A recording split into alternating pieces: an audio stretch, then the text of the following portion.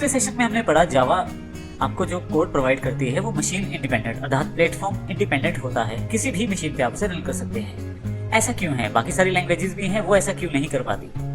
इसको समझने के लिए हम शुरुआत करते हैं जावा किस प्रकार से कंपाइलर और इंटरप्रेटर का प्रयोग करती है और किस प्रकार से जावा वर्चुअल मशीन की सहायता से ऐसा हो पाता है।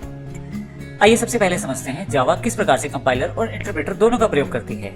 हमने पिछले सेशंस में कंपाइलर और इंटरप्रेटर के बारे में पढ़ा। इस सेशन में देखिए हम जानकारी लेंगे जावा किस प्रकार से इन दोनों को प्रयोग करती है। सबसे पहले हमें दोनों का अंतर पता होना चाहिए। कंपाइलर जो है वो एक साथ पूरे कोड को स्कैन करता है और अगर कोई एरर हो तो आपको दिखाता है और उसे ठीक करवा लेता है।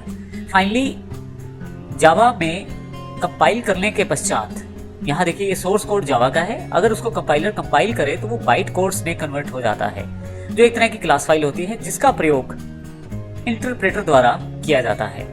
यहाँ जो एरर्स रहते हैं वो मुख्यतः एरर्स कंपाइलर के द्वारा सॉर्ट आउट कर लिए जाते हैं और एग्जीक्यूट करने के लिए जावा जो है इंटरप्रेटर का प्रयोग करता है। तो इस प्रकार से जो बाइट कोड अवेलेबल रहता है उसे line by line interpreter execute करता है और जावा वर्चुअल मशीन जो एक सॉफ्टवेयर सेगमेंट है और आपके कंप्यूटर में रहता है उसे इंटरप्रेटर सारा का सारा कोड प्रोवाइड करता है।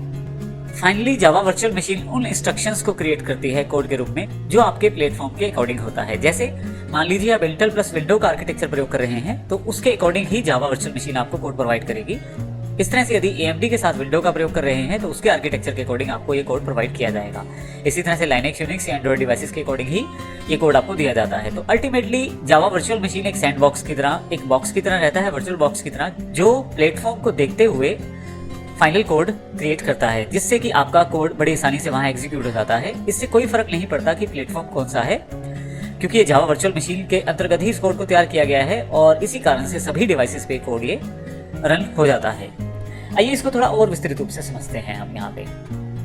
अब यहाँ यदि इस एग्जांपल में देखें तो जावा का सोर्स कोड सबसे पहले कंपाइलर के पास जाता है। कंपाइलर उसे कंपाइल करने के पश्चात यदि कोई एरर है तो ठीक करवाने के पश्चात बाइट कोड्स में कन्वर्ट करता है। इन्हीं बाइट कोड्स को इंटरप्रेटर एग्जीक्यूट करता है और एग्जीक्यूट करके लाइन बाय लाइन JVM अर्थात जावा वर्चुअल मशीन को प्रोवाइड करता है। फाइनली जावा वर्चुअल मशीन ऐसा कोड प्रोड्यूस करती है जो आपके प्लेटफॉर्म के अकॉर्डिंग होता है।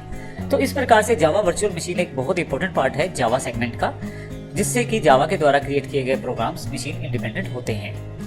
अब अगर हम यहाँ पे C++ के सोर्स कोड की कंपाइलेशन मेथड देखें और जावा के सोर्स कोड की कंपाइलेशन मेथड देखें तो कुछ इस प्रकार से दोनों का डिफरेंस रहता है।